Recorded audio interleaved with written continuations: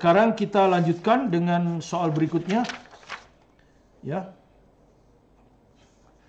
Ya, soal berikutnya kita lanjutkan dengan soal berikutnya. Contoh soal bab 3. Ya.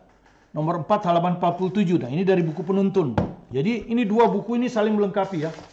Ini buku teorinya sangat terinci.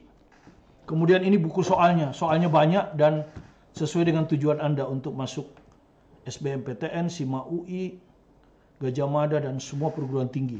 Bahkan tes sampai luar negeri ya.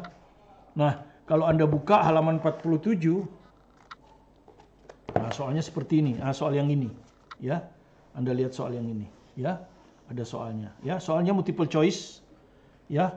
Kalau saya bacakan ya seperti ini soalnya ya kalau saya bacakan.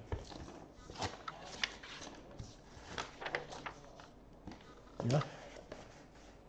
Kecepatan sebuah partikel yang sedang bergerak sepanjang sumbu X. Jadi partikel ini bergerak sepanjang sumbu X ya. Ya dia bergerak sepanjang sumbu X ini. Jadi kalau vektor satuan I ya. Jadi hanya bergerak pada sumbu X saja. Jadi satu dimensi ya, tidak ada J-nya. Nah, kalau hanya satu dimensi kita bisa hilangkan I ini. Cukup aja nanti kalau positif berarti ke kanan, kalau negatif berarti ke kiri.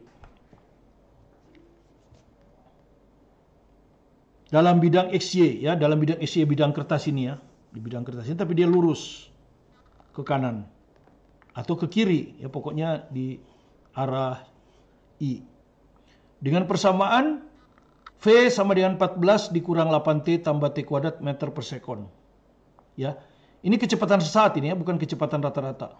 Karena dia fungsi waktu. Dengan T dalam sekon ya. Nah, ini soal multiple choice. Berapa percepatan rata-rata dari T 2 sekon sampai dengan T 4 sekon. Jadi ini posisi awalnya, ini posisi akhirnya waktunya. Berapa? Nah, kemudian kita lanjutkan nanti dengan pertanyaan lanjutan. Tentukan percepatan pada saat T-nya 2 sekon dan pada saat T-nya 4 sekon. Ya, supaya Anda bisa membedakan kalau ini percepatan rata-rata, ini adalah percepatan sesaat. Ya, seperti itu. Oke. Kita kerjakan. Kita jawab dulu percepatan rata-ratanya. Percepatan rata-rata didefinisikan sebagai perubahan kecepatan terhadap waktu. Ya. Kecepatan akhir dikurang kecepatan awal dibagi selang waktu. Selang waktunya tentu 2 sekon. Karena dari 2 ke 4. 4 kurang 2. Yang lebih besar tentu sebagai kecepatan akhir. Ini kecepatan akhir dikurangi kecepatan awal. Nah, berarti Anda harus hitung V waktu T-nya 4. Ya, kita hitung V waktu T-nya 4. Kecepatan sesaat waktu T-nya 4. Kita masukkan saja di rumus ini kan.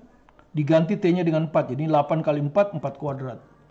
Jadi 14 dikurang 8 kali 4 ditambah 4 kuadrat. Ya, T-nya diganti 4. Ya, saya tidak hitung supaya efisien. Ini kita hitung biasa aja. Ini 14. 8 kurang 4, 32. 4 kuadrat 16. Oke. V waktu T-nya 2. Berarti T-nya diganti 2 ya. 14 kurang 8 kali 2 ditambah 2 kuadrat. Jadi 14 dikurang 8 kali 2 ditambah 2 kuadrat. 14 kurang 8 kali 2, 16. 2 kuadrat 4. Nah, ini kita kurangi. Nah, kita kurangi kan. Maka karena VT 4 dikurangi VT 2. Oke, ini 14 hilang. Efisien kan? Sehingga ini min, jadi ini plus. Min 32 tambah 16. Min 16. 16 dikurang 4, 12. Nah, min 16 tambah 12, min 4. Hasilnya min 4 itu. Ya.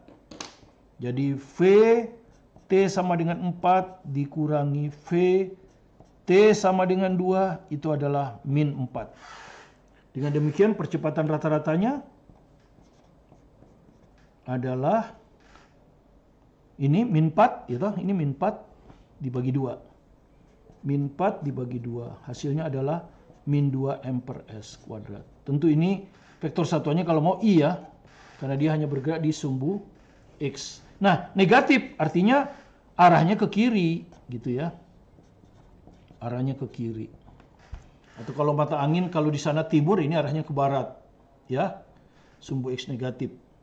Nah, berikutnya kita ada pertanyaan lanjutan. Berapa percepatan pada saat T4? Ya, nah, itu adalah kecepatan sesaat. Ya, Anda sudah tahu bahwa percepatan sesaat itu adalah turunan pertama dari kecepatan terhadap waktu. Jadi Anda cari dulu persamaan percepatan sesaatnya. Ya, ini percepatan sesaat ini. Ya, nah untuk itu Anda tahu kecepatan persamaannya ini, ya. Kita akan turunkan ya. 14 min 8T tambah T kuadrat. Kemarin sudah ya. Turun dari 14 berapa? 0. Bilangan tetap turunannya 0. Kalau ini T, turunannya tinggal min 8. Kemudian T kuadrat, pangkat turun, 2. Pangkat kurang 1. 2 kurang 1. Nah, sehingga kalau Anda hitung nanti 0 dikurang 8, gitu, 0 dikurang 8 ditambah 2T.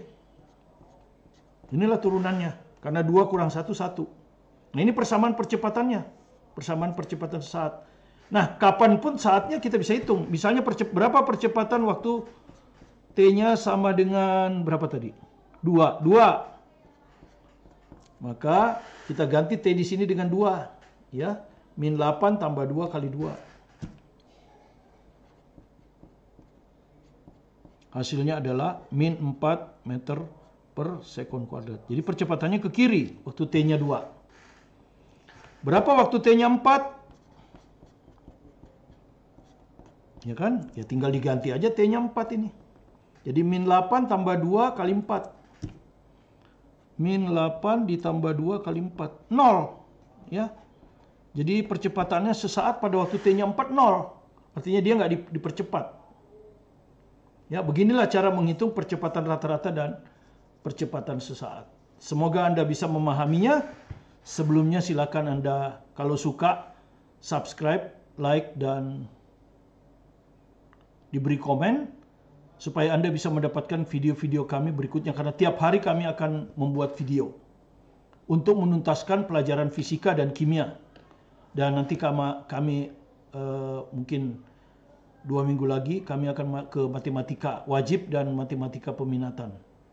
Ya, jadi mari belajar matematika, fisika, kimia bersama saya menggunakan buku saya. Dengan demikian mudah-mudahan Anda menjadi master. Terima kasih, selalu semangat. Saya Martin Kanginan.